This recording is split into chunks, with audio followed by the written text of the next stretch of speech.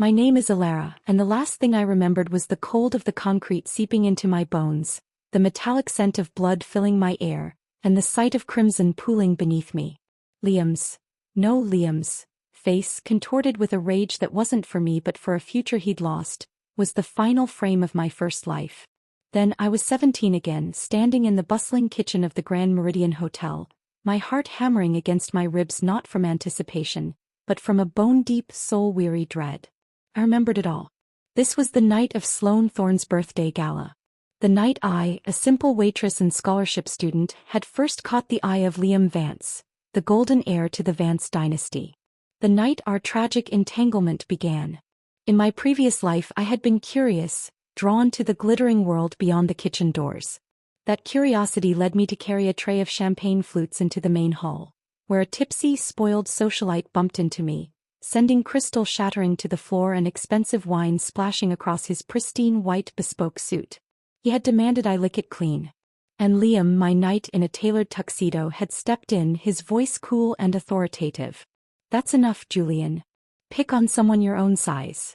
From that moment I was lost to him. But not this time. This time I stayed rooted in the safety of the steamy stainless steel haven of the kitchen. The head waitress, Martha, poked her head in. "Alara. The party's winding down. Ruby and Chloe are swamped. Go on out and help clear the tables. Who knows, maybe some young billionaire will sweep you off your feet." I forced a tight smile. "I'm fine in here, Martha. Those billionaires don't marry girls like us. We're just temporary amusements." Martha chuckled, a sound tinged with pity and wisdom. "So clear-headed for one so young. Fine, but at least go tidy up the East Wing. Most of the guests have left." I nodded, my mission clear. I would go out only when the coast was clear. I waited until the roar of the party had faded to a murmur before venturing out with a bus tub. The hall was nearly empty, littered with the confetti and confessions of a night of decadence. I moved quickly, stacking plates quietly, my movements efficient and invisible. I was almost in the clear. Then a hard shove from behind sent me stumbling. The plates in my arms crashed to the marble floor, a symphony of shattered porcelain that echoed in the near-empty hall. My heart stopped. Not again. A man's voice, slurred with expensive liquor, grated behind me. "Watch where you're going, you clumsy idiot." I didn't need to turn to know it was Julian Blackwood. But the script was different. Last time it was champagne. This time the plates I'd been carrying had held dessert remnants, not a drop of alcohol in sight. Yet when I turned I saw a glaring red wine stain on his immaculate white jacket. He was just drunk and looking for a target. The lessons of my past life screamed in my mind. Do not argue. Apologize. De-escalate. I took 3 quick steps back and bowed deeply at the waist, making myself small. "I'm so sorry, sir. I didn't see you. Please go ahead." "Sorry?" he sneered, his laughter cruel. "This is a Brioni custom-made. Over 100 grand. You think sorry is going to cut it?" I glanced at the stain, then at the broken plates at my feet. My stomach churned. This was it. The same trap, just a different trigger. I braced for the familiar demand, for the humiliation. But then I remembered something else. A piece of gossip I'd overheard in my past life. Julian Blackwood was notoriously vain and loved flattery more than he loved his own fortune. I quickly shifted my expression, widening my eyes in a show of panicked recognition. "Oh no, Mr. Blackwood. Your jacket. Even if I worked for 15 years I couldn't afford a single thread. It's all my fault, I was so clumsy." I wrung my hands, putting a tremor in my voice. "Everyone knows how generous and discerning you are, sir. You're a legend. Please, have pity on someone as lowly as me."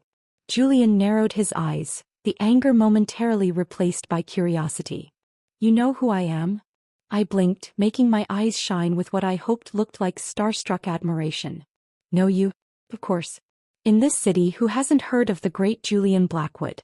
I'm just one of your many admirers." He froze for a second, then threw his head back and laughed, a genuine, surprised sound. "Ha. You've got a mouth on you, don't you?"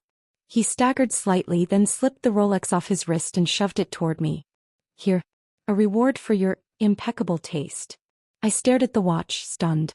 This was not in the script. "Mr. Blackwood, this is far too valuable." I couldn't. "Valuable," he slurred. "When I give something you take it. It's just a watch. I've got a drawer full of them. If I say take it, you take it. We were still struggling, me trying to push the heavy timepiece back into his hands, when a sharp, achingly familiar voice cut through the air. Stop. My blood ran cold. I turned slowly. There he was. Liam Vance. He stood under the archway, his expression a complex tapestry of shock, regret, and resolve. Our eyes met across the ruined dessert and shattered china, and a lifetime of love and loss passed between us in that silent, charged moment. He had been reborn. I saw the knowledge of our shared, miserable past burning in his deep blue eyes. It was Julian who broke the silence. Liam, he squinted, recognition dawning. You tell me to stop and I won't. To prove his point, he yanked me closer and forced the watch into my hand. Liam's face darkened. I saw him take an instinctive step forward, the hero reflex ingrained from our last life, but then he hesitated. His eyes flickered and I knew he was remembering the grimy apartment, the failed job interviews, the bitter resentment. This time he didn't step in front of me. His voice was flat, controlled. Julian, I'm only reminding you. This is Sloane's birthday party. At that moment the confirmation was absolute. He was letting me go. He was choosing his path. A sweet, melodic voice floated from the doorway. Liam? What's taking so long? Sloane Thorne glided in, a picture of effortless elegance. Liam immediately turned and hurried toward her, his entire posture shifting, becoming attentive, devoted. Sloane, it's nothing. Let's go. He subtly moved to shield her view of me and Julian, a protective gesture that sent a sharp, unexpected pang through my chest.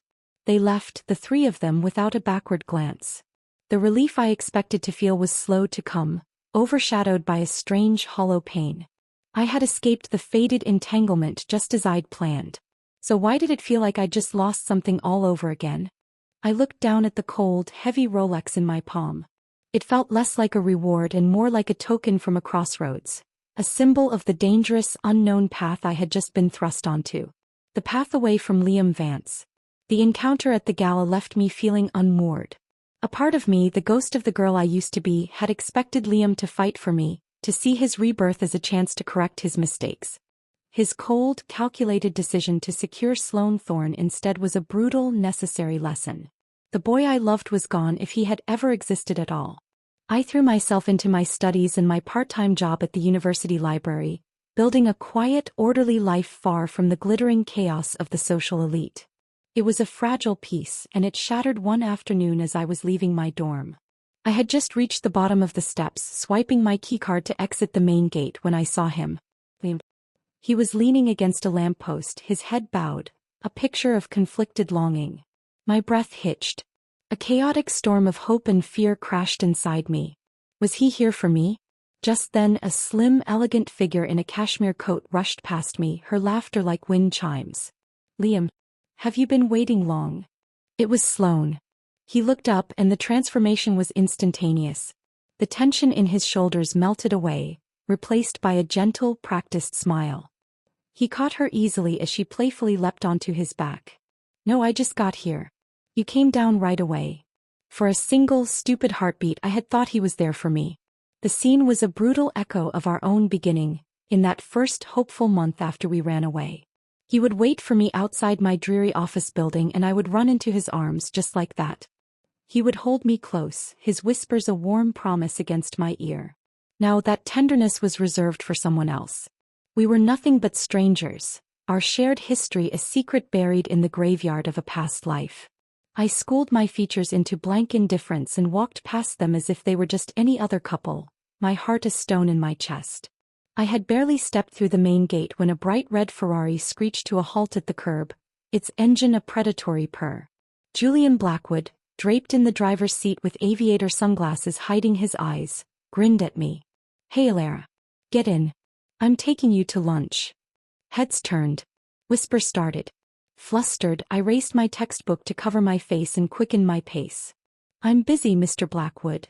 He was out of the car in a flash, his long legs easily catching up to me. He caught my arm, his grip firm. Why are you always running? Embarrassed to be seen with me. I tried to yank my arm back, but he held fast. I have a part-time job. I need to go. He clicked his tongue, a sound of pure annoyance. Think about it. How many times have you shot me down?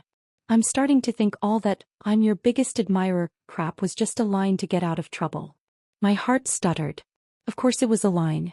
But admitting that to a man like Julian Blackwood was social suicide. I lifted my chin, meeting his gaze through the lenses of his sunglasses. Mr. Blackwood, even if I do admire you, that doesn't mean I have time for games. I have to earn a living. He chuckled, a low, confident sound. If you're with me, you really think you'd need to worry about money? I fell silent. His words were a siren's call. In my past life, I had learned the hard, grinding weight of poverty. I knew the value of every single dollar. Julian was a notorious playboy, but his generosity was legendary. For a fleeting, shameful second I considered it. Take the money, the gifts, the security. Use him like he probably wants to use you. Then get out. Before the thought could fully form, a fist slammed into Julian's face. Get your hands off her. Damn it. Julian cursed, stumbling back. He wiped his lip, his hand coming away smeared with blood. His eyes narrowed into furious slits. The two of them erupted into a brawl right there on the sidewalk. It was brutal and clumsy. Liam, for all his righteous fury, was no match for Julian's street-tough brawling style. He took several hard blows before Julian landed a kick that sent him sprawling to the concrete. Just as Julian was about to pounce again, Sloane rushed over, throwing herself between them. Julian, have you lost your mind? Julian wiped his mouth again, giving a cold, bloody laugh. Lost my mind? Your fiancé threw the first punch, Sloane. His voice was tight with fury. Are you going to pretend you didn't see that? Sloane faltered. Julian smirked. What's this? Could it be the girl I'm pursuing has also caught Liam's eye? Before he could finish, Liam scrambled to his feet, flustered. No, that's not it. He fumbled for words, clearly unable to explain his outburst. I can't stand watching him harass an innocent woman. Julian arched a brow. And you decide what counts as harassment? Did she say I was bothering her? He turned to me. Alara, was I harassing you? All eyes were on me. Liam's gaze was pleading. Miss Alara, you can tell the truth. Don't be afraid. Meeting his eyes, the eyes of the man who had once shoved me to the ground in a drunken rage, I felt a surge of bitter clarity. Mr. Vance, you misunderstand. Mr. Blackwood hasn't been harassing me at all. Liam stiffened as if I'd struck him. Sloane, however, looked at me with sharpened interest. How did you know his last name is Vance? My heart plummeted. Idiot. In my effort to distance myself from Liam, I'd revealed a knowledge I shouldn't have. I rushed to explain. Miss Thorne, I work part-time at your family's hotel. Of course, I know your fiancé's name. Her expression remained thoughtful, but at that moment, Liam groaned in pain, clutching his ribs. Her attention instantly snapped back to him. Liam, your face. Come on, let's get you to the infirmary. She helped him up, supporting him as they walked away, a picture of concerned devotion. I was left standing with a seething Julian Blackwood. Come on, I sighed, my shoulders slumping. Let's get you cleaned up. I took him to the pharmacy by the school gates. Inside the bright, sterile convenience store, I dabbed iodine on the cut on his lip. He winced but didn't pull away, his eyes fixed on my face. Tell me the truth, he said, his voice low. You and Liam Vance. What's the story? I pressed the cotton swab a little too hard, making him hiss. There is no story, I said coolly, tossing the swab in the trash. And if you keep suggesting there is, the first person Sloane Thorne will come after is me. I turned to leave, but he was faster. He grabbed my wrist and pulled me down onto his lap. I froze, stunned by his audacity. He leaned close, his breath warm against my ear. What's this? Why aren't you calling me Mr. Blackwood anymore? I drove my elbow hard into his chest and scrambled off him, my face burning. Mr. Blackwood, I said, my voice trembling with anger and something else, something I refused to name. I don't have time to play games with rich boys. Please, go find someone else to bother. He clutched his chest, his expression one of mock betrayal. You said you admired me. I've been nothing but sincere, and now you're telling me to move on? Which one of us is the liar here? I opened my mouth, but no sound came out. He had me cornered. He studied me, his gaze suddenly losing its playful edge, becoming serious, almost vulnerable. To tell you the truth, he said quietly, I knew that night you were just buttering me up. I wasn't that drunk. My breath caught. We've met before, you know, he continued, his smile twisting into something pained. But I guess you don't remember the St. Agnes orphanage. I was the scrawny kid you used to share your bread with. The one you protected from the bigger boys. You told me your name was Sparrow. His voice dropped to a whisper. Don't you remember me, Sparrow? I froze, my world tilting on its axis. The memories from 2 lifetimes ago came flooding back. A dirty, defiant boy with hungry eyes. A shared crust of bread behind the old shed. A childish promise made under a wide, summer sky. When we grow up, I'm gonna marry you, Sparrow. Hey. It's a promise. He looked at me, his eyes holding a decade of hurt. You remember now, don't you? I did. I remembered everything. And I knew with a terrifying certainty that my carefully laid plans to avoid all entanglements had just become infinitely more complicated. The world seemed to shrink to the fluorescent-lit aisle of that convenience store. The hum of the freezers faded into a distant buzz. Julian Blackwood, the beggar boy from St. Agnes, was looking at me, his expression raw with a hurt that spanned years. I remembered the boy they called Rat. I remembered sharing my meager portions, defending him from bullies. I remembered the silly, solemn vow we'd made. But that was a lifetime ago, a fragment from before I'd even known Liam Vance existed. So what if I did? My voice was barely a whisper, laced with a defensive sharpness. I was a child. You were a child. We were orphans with no parents, no future. Then your family found you, the long-lost heir to the Blackwood fortune. Our worlds, they were never meant to intersect. I lowered my head, the weight of 2 lifetimes pressing down on me. Please just go. Stop interfering with my life. I didn't wait for his response. I turned and walked out of the store, my legs feeling like rubber. The cool autumn air did little to calm the frantic beating of my heart. He didn't follow. The next few days were a blur of anxiety. I expected Julian to reappear at any moment, to press his advantage, but he was conspicuously absent. It was Liam who found me next. I was stocking shelves in the library basement when he suddenly materialized in the aisle. Ilara. I jumped, nearly dropping a heavy volume on my foot.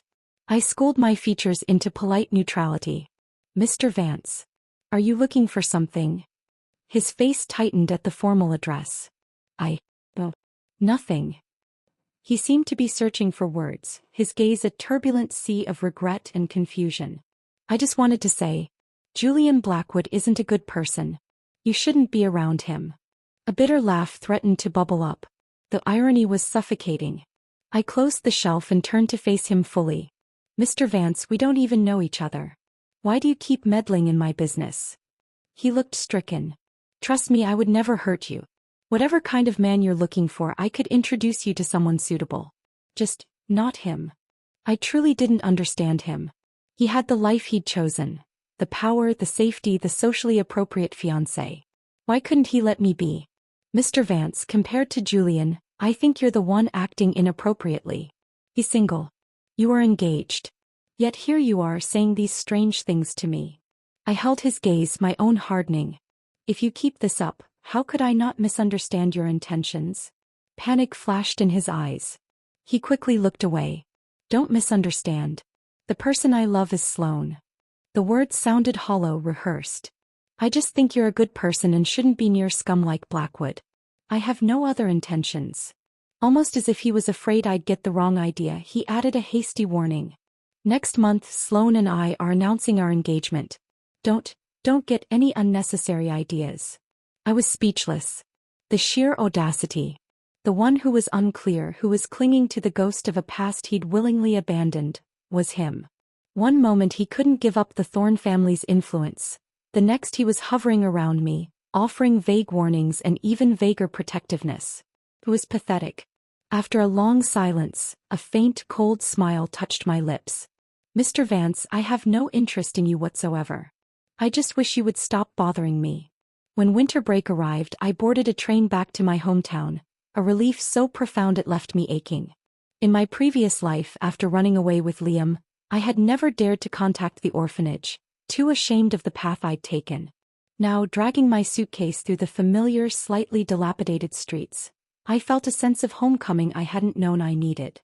I stood frozen at the rusted iron gates of St. Agnes, my eyes burning with unshed tears. I had lost so much for a love that turned to dust. Elara. Sparrow. Julian's voice cut through my reverie. He came running out of the main building, his grin wide and unguarded, completely different from the cynical playboy I knew in the city. He grabbed my arm, his excitement infectious. You're here. Come on, they're waiting. Waiting? What are you even doing here? I asked, bewildered, letting him pull me through the gates. You'll see. The orphanage was warmer, brighter than I remembered. There were new computers, fresh paint, and the children's clothes looked new. It wasn't until after a boisterous communal dinner that the headmistress, Mrs. Davison, called me into her office. I pushed the door open, my mind still reeling from the changes, and saw the man who had been sitting at the head of the table during dinner. Julian had called him Cashin. Cashin Blackwood. He was older than Julian, his presence calm yet immensely powerful, filling the small room. I tensed immediately. My first cynical thought was that he was here to hand me a check and tell me to stay away from his brother. But the scene I imagined never happened. He gestured for me to sit, his expression gentle, almost pleading. Elara, he began, his voice a low, steady baritone. If you don't already have someone in your heart, I hope you'll consider my younger brother. I stared, utterly stunned. He continued softly. Our parents passed away when he was young. I raised him. I don't have many demands in this life, I just want him to be happy.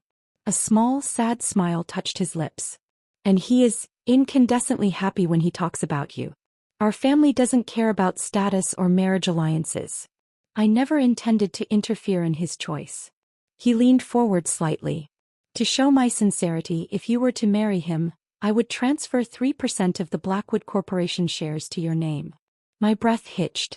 Of course, he added, those shares cannot be sold. You would only receive the dividends. If you two were to divorce later and have children, the shares remain with you.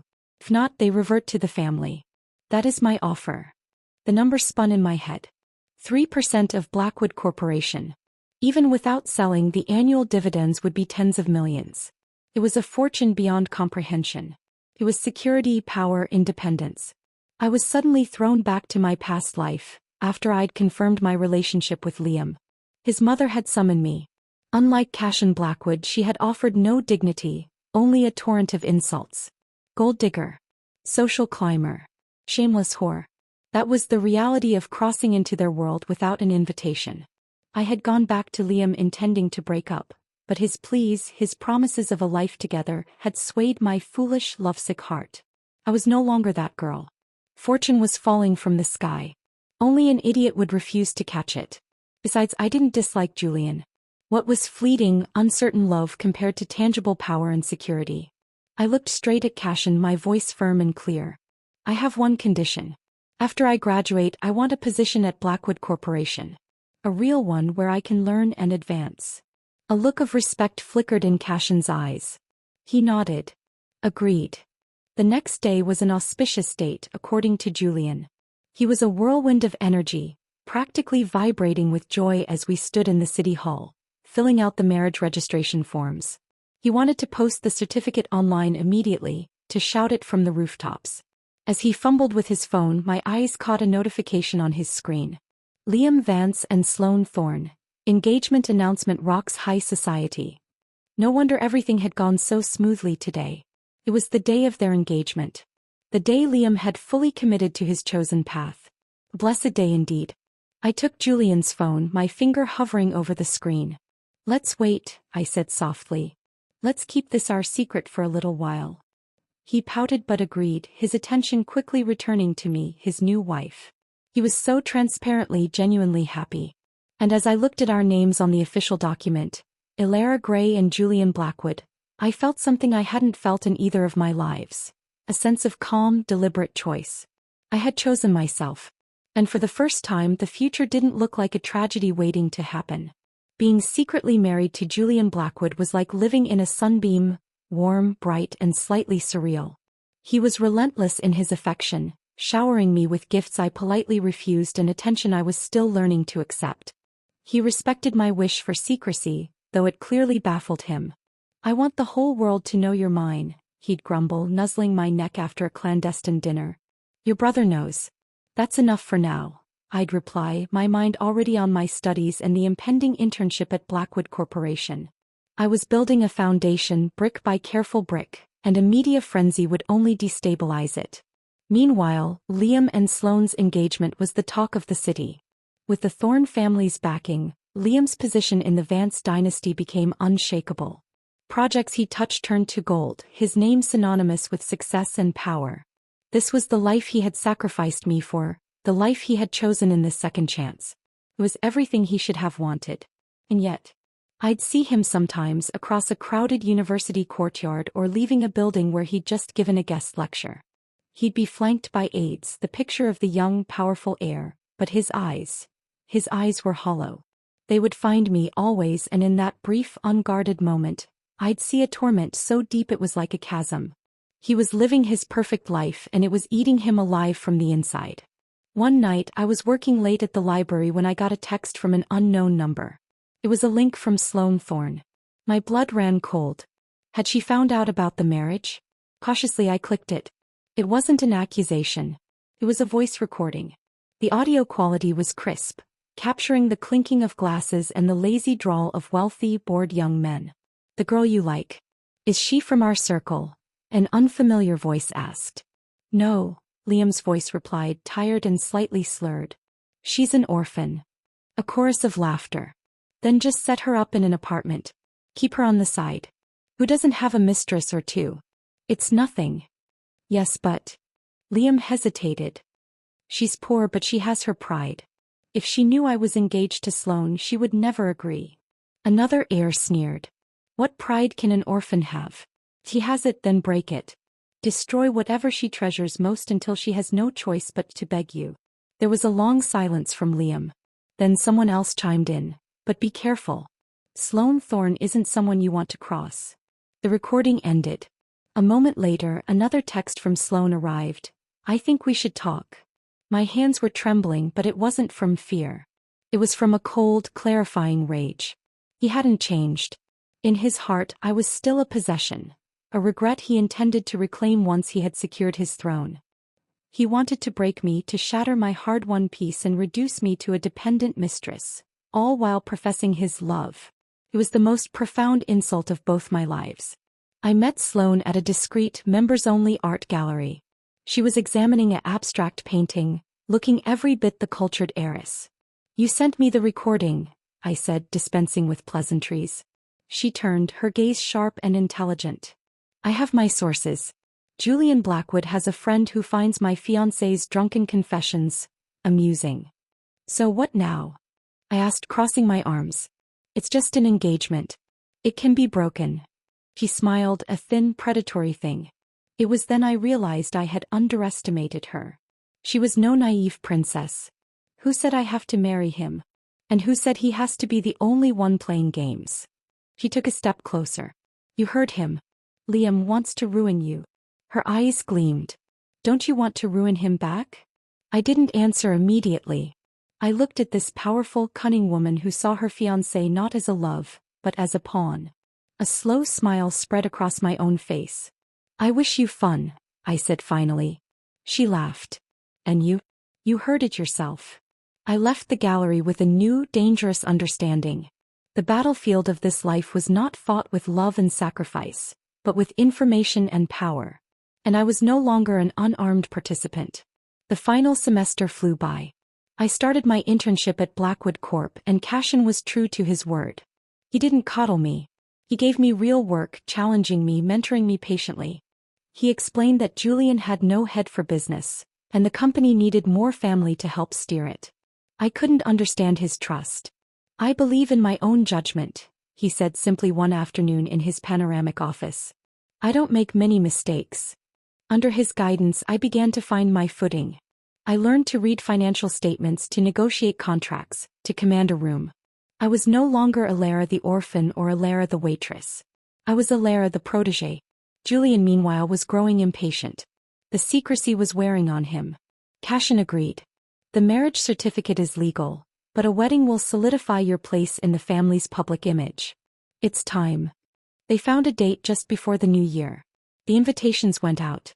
The Blackwood family was throwing a monumental wedding, and all of high society was invited, including of course the Vance and Thorne families. The morning of the wedding, as I was being laced into a breathtaking custom gown, my phone buzzed. It was Sloane. "The trap is set. Enjoy your show." I looked at my reflection in the mirror. The woman staring back was poised, powerful, and utterly calm. She was ready. The ceremony was a spectacle of almost mythical proportions. The Blackwood family had spared no expense, transforming the city's cathedral into a winter garden of white orchids and crystal. I felt like an imposter in a fairy tale, the weight of my diamond-encrusted veil a stark contrast to the simple girl from St. Agnes. From my hidden vantage point before the procession, I scanned the crowd. The who's who of the elite were all there, a sea of designer gowns and calculating smiles. And then I found him. Liam Vance was seated near the front, a place of honor befitting his status. He looked terrible. His skin was pale, his eyes shadowed as if he were recovering from a long illness or, more likely, a sustained bender. He responded to greetings with listless nods, not even bothering to look up as the music swelled. He clearly had no idea who was getting married. My heart was a steady, determined drum against my ribs. This was it. The point of no return. The doors at the end of the aisle swung open. All heads turned. I saw Julian waiting for me at the altar, his usual cocky grin replaced by a look of such profound, vulnerable awe that it stole my breath. Cashin stood beside him, a rare, genuine smile on his face. I began my slow walk, my arm linked with Mrs. Davison from the orphanage, my chosen family. The music, the gazes, the opulence, it all faded into a blur. My focus was on the man ahead of me and the one in the front row who was about to have his world shattered. I was halfway down the aisle when Liam finally, lazily glanced up. The transformation was instantaneous and horrifying. His listlessness evaporated, replaced by a violent, physical jolt. His eyes widened, the blood draining from his face so completely I thought he might pass out. He stared at me, at the gown, at Julian, his mind visibly struggling to compute the impossible. Disbelief, then dawning horror, then a raw, gut-wrenching agony twisted his features. He shook his head, a slow, desperate denial. Our eyes met for a single electric moment before I deliberately turned my gaze to Julian, offering him a small, reassuring smile. The officiant began the vows. "Elara Gray, do you take Julian Blackwood to be your lawfully wedded husband?" I kept my voice steady and clear, a bell cutting through the tense silence. "I do." It was as if the words were a trigger. Liam staggered to his feet, his chair scraping loudly against the marble floor. A wave of confused murmurs rippled through the guests. His eyes were wild, bloodshot, veins bulging on his forehead. He looked like a man possessed. He took a stumbling step toward the altar, his mouth working, trying to form words that wouldn't come. I acted before he could derail everything. I smiled, a bright, public smile, and spoke into the microphone the officiant offered me, my voice sweet and carrying. "Young Master Vance must be so excited for us." I chuckled lightly. "He probably just wants to be the first to congratulate me and Julian." "How thoughtful of you, Liam." The master of ceremonies, a quick-witted professional, instantly picked up my cue. "It seems this gentleman truly values the bride and groom. Then please, sir, share your blessing for them." A microphone was thrust toward Liam's face. He stood there, paralyzed, his chest heaving. His gaze was locked on me, pleading, furious, broken. The entire cathedral held its breath. I took a slight step forward, lowering my voice so only he could hear, though the microphone picked up the whisper. "Liam," I said, my tone gentle but my eyes like ice. "Sloane is watching you from the third row." The spell broke. Panic, pure and undiluted, flashed across his face. He looked toward Sloane, who was watching him with an unreadable, cool expression. The fight drained out of him, leaving only a shell of utter defeat. With visible, physical pain he forced the words out, each one seeming to cost him a piece of his soul. May you too, have a lifetime of happiness." He collapsed back into his seat, his head in his hands as the ceremony continued around him. He was a ghost at my wedding, a monument to his own regret. The reception was a whirlwind. I played my part perfectly, the blushing, happy bride. But my real work was yet to be done. After the cake was cut, I slipped away to the private bridal suite. A few minutes later, as arranged, Sloane Thorne entered. "Congratulations," she said, her tone dry. You make a surprisingly convincing Cinderella. And you, I replied, make a terrifying fairy godmother. I played her the full unedited recording from the bar. She listened, her expression never changing until the final damning line. Once I secure the Vance family, I can divorce Sloane and marry Alara properly. When it ended, she simply smiled. It's only an engagement. Who said I have to marry him? She looked at me, her head tilted. And you? He wants to ruin you. Don't you want to ruin him back? This time I didn't hesitate. I smiled back, a cold, sharp mirror of her own. I already am. We understood each other perfectly. In the following weeks, the fallout was swift and brutal. Sloane Thorne broke off her engagement with Liam Vance, citing irreconcilable differences. The society pages were merciless. But the real blow came when it was announced shortly after that Sloane was now engaged to Liam's second cousin, a pleasant, ambitious man who had always lingered in Liam's shadow. The Thorne family's support shifted overnight. Without it, Liam was adrift. The projects that had once been his for the taking were suddenly redirected. The Vance family, who had seen him as their golden ticket, now saw him as a failure, a liability. His parents publicly chastised him. The whispers followed him everywhere. Cursed. Unable to hold on to the Thorne heiress. A disgrace. He began to drink heavily. I would see tabloid photos of him stumbling out of clubs, a hollowed-out version of the proud heir he'd once been. I, on the other hand, was thriving. My internship turned into a junior executive position. Cashin continued to be a demanding but brilliant mentor. Julian, now my publicly acknowledged husband, was surprisingly supportive of my career, boasting about my business genius to anyone who would listen. One evening, I came home to find Julian waiting for me with a rare, serious expression. He was at the bar again tonight, he said quietly. Liam. He was asking about you. He said he just wanted to see if you were happy. I felt a cold knot form in my stomach. What did you tell him? I told him, Julian said, pulling me into a tight embrace, that you've never been happier. And it was the truth. But as I laid in bed that night, I knew it wasn't over. A man like Liam, backed into a corner with nothing left to lose, was the most dangerous kind. The game was still on and the final move was yet to be played. Success, I was learning, was the best revenge. With each quarter that passed, my position at Blackwood Corp grew more secure. I was no longer Cashin's protégé out of nepotism. I was a valued executive because I delivered results. I navigated boardroom politics with a calm ruthlessness that surprised even myself. The orphan girl who had once trembled before a drunk socialite was gone, replaced by a woman who could silence a room with a look.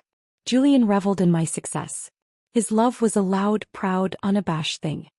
He filled our home with flowers after a big deal, dragged me out for celebratory midnight drives, and defended my ambitions to anyone who hinted that a Blackwood wife shouldn't work so hard. In his own chaotic way, he was my anchor. Meanwhile, Liam Vance continued his public unraveling. The broken engagement had been the first crack. Now the entire dam was collapsing. Stripped of the Thorne alliance, his standing in the Vance empire crumbled. His cousin, the new fiancé of Sloane, was rapidly being groomed to take his place. The articles grew more pitying than dismissive. He was becoming a ghost in his own life. I tried not to watch, but it was like witnessing a train wreck in slow motion. A part of me, the ghost of the girl who had loved him, felt a pang of something uncomfortably close to pity. But I swiftly smothered it. He had made his choice twice over. He had chosen power in this life, and when that failed, his plan had been to degrade and possess me. There was no redemption for that. One rainy Tuesday he found me. I was leaving my office late, my driver waiting at the curb. He emerged from the shadows of the building's portico, soaked and disheveled, the scent of whiskey clinging to him like a shroud. Alara. His voice was ragged. My bodyguard moved forward, but I held up a hand. It's fine. Wait by the car. I turned to Liam, my expression carefully blank. Liam. You shouldn't be here. Why? The word was a raw plea. Why him? After everything we had, after everything I did for us, you married that animal. I almost laughed. You did nothing for us, Liam. You did everything for yourself. You were reborn just like me. You had a chance to choose differently, to be better. And you chose to secure your inheritance and keep me as your dirty little secret. My voice remained calm, which seemed to infuriate him more. Julian sees me as a partner. You saw me as a regret. I love you, he burst out, his hands clenching into fists. I've always loved you. Taking Sloane, it was a means to an end. I was going to make us stronger so no one could ever tear us apart again. I was going to come back for you. His delusion was breathtaking. You don't love me, Liam. You love the idea of me. You love the girl who loved you when you had nothing. You love the memory of a sacrifice that cost me everything. You don't know the first thing about love. Love doesn't shove the other person to the ground. Love doesn't plot to break them. He flinched as if I'd struck him. The rain plastered his hair to his forehead, making him look young and lost. For a second I saw the boy I had run away with. Alara, please, he whispered, his defiance crumbling into desperation. I'm losing everything. I can't breathe without you. Give me another chance. Believe it all. We can run away just like before. The echo of his past life plea was a dagger to my heart, but it only hardened my resolve. No, I said, my voice final and absolute. I have a life, a husband, a career. I don't want your drama or your destruction. Go home, Liam. Get help. I turned and walked toward the waiting car, the sound of the rain drowning out whatever he said next. I didn't look back. As the car pulled away, I saw him in the rearview mirror, collapsing to his knees on the wet pavement, a broken statue in the storm. That was the last time I saw him alive. The news came a month later, not from a tabloid, but via a text from Sloane. It was a link to a brief clinical news article buried in the local section. Vance Eyre found deceased. Apparent alcohol-related accident. The report was sparse. He had been drinking heavily alone in his penthouse. He had choked on his own vomit. There was no foul play suspected. It was a sad, lonely, undignified end. I sat in my pristine office high above the city and read the words over and over. There was no triumph, only a vast, hollow sadness. This was the boy I had once loved enough to abandon my whole world for. This was the man whose choices across 2 lifetimes had led him to this solitary, pathetic conclusion. Julian found me there hours later, staring out at the city lights. He didn't say a word. He just wrapped his arms around me from behind and held me as I finally, silently, mourned for the boy who was, for the love that had turned to poison, and for the tragic, inevitable waste of it all. Liam's story was over. His obsession, his weakness, his regret. It had consumed him. He was never strong enough to shoulder his own destiny, let alone cherish the woman who once stood by him through everything. His fall, I realized with a chilling certainty, had been inevitable from the moment he was reborn and decided to play both sides. He was a casualty of his own unresolved grief. I turned in Julian's arms and buried my face in his chest. "Take me home," I whispered. He did. And for the first time I truly felt like I was there. The years that followed Liam's death were a study in quiet consolidation. The chapter of my life that contained him was firmly, irrevocably closed. The ghost that had haunted my second chance had finally been laid to rest, and in its place was a profound sense of peace. I flourished at Blackwood Corporation. By the time I was 30, I was Cashin's second-in-command in all but title. The board, once skeptical of the orphan girl Julian had married, now listened when I spoke. I had earned my place not through marriage, but through relentless competence and a strategic mind that rivaled Cashin's own. I had found my calling not in being someone's wife, but in being a force in my own right. Julian and I settled into a rhythm that was both passionate and deeply comfortable. He remained the exuberant, sometimes reckless center of my world, while I was his steady ground. We were a perfect, if unlikely, counterbalance. He never once made me feel that my ambition was a threat to him. Instead, he was my loudest cheerleader. It was on my 30th birthday, surrounded by friends and colleagues at a party Julian had thrown, that I first felt it. A flutter deep inside, a quickening that was both strange and intimately familiar. I paused, a glass of sparkling water halfway to my lips, my breath catching. Julian noticed instantly. "Sparrow, you okay?" I looked at him, my husband, my friend from the ashes of a forgotten childhood, and I smiled a smile that felt like it came from my soul. "I'm more than okay." The pregnancy was a new kind of adventure. It was the one area where my control faltered, where my carefully laid plans were subject to the whims of biology. But it was a surrender I welcomed. This child, conceived in love and stability, felt like the ultimate symbol of my rebirth, a future untainted by the pain of the past. I was in my second trimester, my body beginning to round in a way that still felt surreal when my phone buzzed on my desk. It was Sloane. We had maintained a strange, distant alliance over the years, bound by the secret we shared. The message wasn't text. It was just a link. My stomach tightened, a reflex from the last time she had sent me one. Cautiously I clicked it. It was a society column piece, a small one. It recapped the tragic early demise of Vance heir Liam Vance years prior, linking it to a string of bad luck that had plagued the main branch of the family since the Broken Thorn engagement. The article was a footnote, a piece of gossip being recycled. It was her way of letting me know that the past was truly, finally, dead and buried. I typed back my reply, my fingers steady on the keyboard.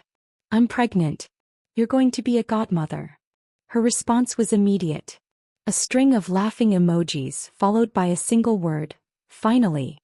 I leaned back in my chair, my hand resting on the gentle swell of my belly. The child inside kicked, a strong, insistent reminder of life pushing ever forward. Looking back, I could trace the arc of my two lives with stark clarity. In my first life, I had clung to the naive belief that love was enough to conquer poverty and despair. I had defined myself through my sacrifice for a man, and it had led me to a cold floor, bleeding out the future we had created. In this life I had chosen differently. I had chosen respect over passion, stability over drama, and power over dependency. I had learned that love, without the foundation of mutual respect and security, was a beautiful, fleeting illusion that could curdle into resentment in the blink of an eye. I had been given a second chance and I had chosen myself. And in doing so I had found a love that was real. Julian's love wasn't a desperate, consuming fire like Liam's had been. It was a steady, warm sun. It was the love of a man who had known me as a grubby child sharing bread, who had searched for me across a decade, and who loved the powerful woman I had become just as much as he loved the memory of the girl I was. I got up and walked to the floor-to-ceiling window of my office. The winter sun was low in the sky, casting a weak, golden light over the city. I placed both hands on my belly, feeling the steady, rhythmic kicks from within. The past was a country I had escaped. The future was no longer a threat. It was a promise growing inside me. I had been reborn once, and this time I had built a life that was entirely my own. For the first time in both my lives, standing in the warmth of the sun, I was completely, utterly, and truly happy. The final weeks of my pregnancy were a whirlwind of preparation overseen by a frantic, joyful Julian. The nursery, which adjoined our bedroom, was a masterpiece of soft grays and yellows, filled with books and toys, a world away from the bleakness I had known in my first life. Cassian, the usually stoic patriarch, had even been caught assembling a crib, a comical sight that Julian had immortalized with a dozen photos. The ghost of Liam Vance had faded completely. He was a sad story from long ago, a lesson learned. My life was now filled with the tangible, present realities of spreadsheets, board meetings, and the thrilling, terrifying countdown to motherhood. The day I went into labor, it was not the chaotic, dramatic scene from movies. It was a calm, controlled process. My water broke during a quiet Sunday morning breakfast. Julian, for once, was speechless, staring at the puddle on the floor with wide-eyed panic before springing into action with a military precision I didn't know he possessed. At the hospital, surrounded by the best care money could provide, I felt a surreal sense of completion. This was the ultimate act of creation, the final repudiation of the tragedy that had ended my first life. The child I was bringing into the world would never know hunger or fear, or the desperate need to be loved by the wrong person. This child would be rooted in security and wanted from the moment of its conception. The delivery was long but straightforward. And then with a final primal push she was there. A tiny, squalling, perfect baby girl with a shock of dark hair and Julian's defiant pout. They placed her on my chest, a warm, wriggling weight, and a love so fierce and instantaneous it stole my breath, washed over me. This was my daughter. Our daughter. Julian was weeping openly, his hands trembling as he cut the cord, his gaze locked on the two of us with a reverence that made my own eyes well up. "We'll call her Hope," he whispered, his voice thick with emotion.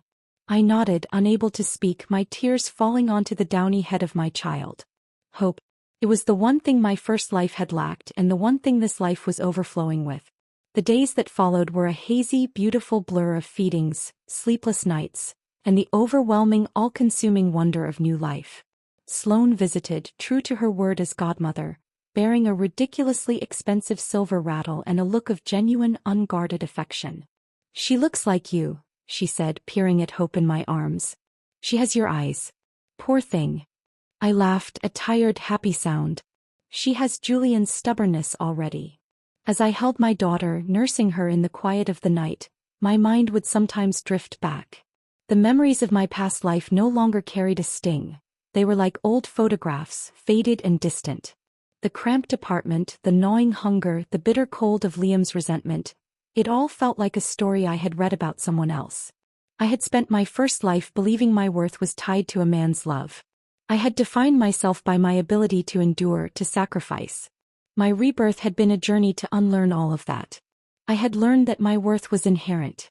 It was in my mind, my resilience, my capacity to build and to lead. Julian loved me not for what I could sacrifice for him, but for who I was, the sharp, ambitious woman who could match his brother in a boardroom debate and still laugh with him over a silly movie. He loved the whole of me. One afternoon, a few months after Hope was born, I was standing by the nursery window, rocking her gently in my arms. The winter sun was shining, just as it had on the day I had reflected on my pregnancy. But this time the warmth was not just on my skin, it was in my soul. Hope cooed, her tiny fist closing around my finger. I looked down at her, at this perfect, unwritten future I held in my arms. My story was no longer about escaping a tragic past. It was about building a joyous future. I had been given a second chance, and I had not simply survived it. I had conquered it. I had taken the shattered pieces of a life built on sand and used them to construct a fortress. I was Alara Blackwood. Executive. Wife. Mother. I was no one's victim, no one's secret, no one's regret. I was the author of my own destiny. And as I held my daughter, feeling the steady, trusting weight of her in my arms, I knew the best chapters were yet to be written. The story of Sparrow the orphan was complete. The story of Alara was just beginning. Epilogue. 5 years later. The annual Blackwood Foundation Gala was in full swing. The ballroom glittered, a testament to the empire Cashin and I had built together. He stood near the podium, a quiet pride in his eyes as he watched me work the room. At his side was his new wife, a brilliant neurosurgeon who had finally managed to crack his formidable reserve. I moved through the crowd with a practiced ease, my hand occasionally finding Julian's. He was, as ever, the life of the party, but his eyes always found their way back to me and the small, dynamic shadow trailing behind me. "Mommy, look. I'm dancing." Hope, a whirlwind of 5-year-old energy in a velvet dress, twirled precariously on the polished floor. I caught her before she could topple, sweeping her into my arms. "You're the most beautiful dancer here, my love." From across the room I saw Sloane. She was now Sloane Thorne Wallace, having married Liam's cousin. She held her own toddler on her hip and gave me a warm, knowing smile. We were no longer allies bound by a shared secret, but friends forged in the fires of our mutual triumphs. The Vance family, under her husband's steadier leadership, had stabilized, becoming a respectful, if not particularly close, business associate. Later that night, after the last guest had departed and Hope was finally asleep, her small body nestled among a fortress of stuffed animals, Julian and I stood on our balcony. The city lights stretched out before us like a field of fallen stars. "You were magnificent tonight," he said, his arm wrapped around my waist, pulling me close. "They all listen to you now. Really listen." "It's the dress," I teased, leaning my head against his shoulder. "It's you, Sparrow. It's always been you." He was quiet for a moment. "Do you ever think about it? The other path?" I knew what he meant. Not Liam, not specifically, but the ghost of that other life, the one of struggle and want. "I think," I said softly, gazing at the glittering horizon, "that every choice we make closes one door and opens another. I have no regrets about the doors I closed." I turned in his arms to face him. "And I am endlessly grateful for the one I walked through with you." He kissed me then, a slow, deep kiss that held the memory of a shared crust of bread, a chaotic courtship, and a love that had proven to be my truest foundation. Inside, our daughter slept peacefully, safe, loved, and free. The past was a closed book. The future was a blank page, and for the first time in both my lives, I knew without a doubt that our story would have a happy ending. It already did. The end.